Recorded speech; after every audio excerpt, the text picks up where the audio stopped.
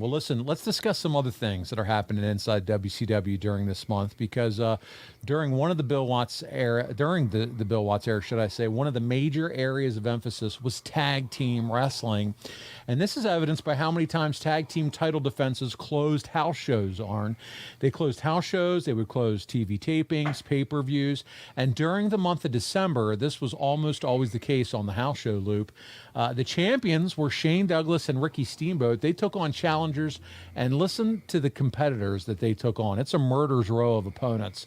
You have Van Vader and Austin. You have Vader and Steve Williams, Jushin Thunder Liger and Kensuke Sasaki, and then you have Sasaki and the Great Muta.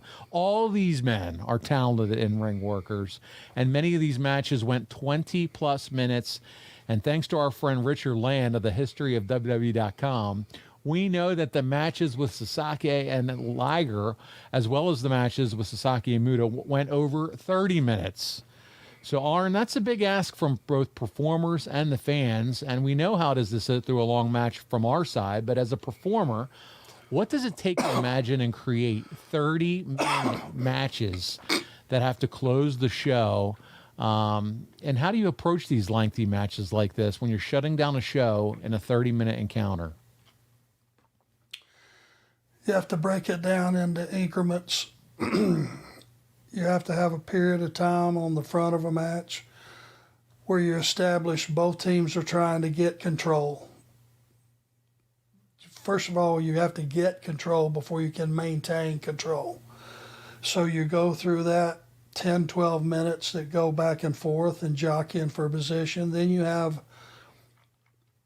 usually you will have one of the baby faces get stopped, and you'll get a good chunk of 5, 6, 7, maybe 7 minutes of heat to where the heels are controlling. They cut off the ring. They keep a guy close to the heel corner. Then you get what you think is going to be the hot tag.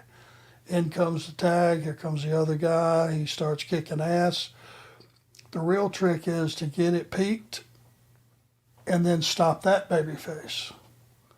Now we get what is called a second heat, and that first babyface can recover. Now the audience does not know which way is up. Which way it's going to go. That's right. Normally off that hot tag, that one hot tag, you have a finish.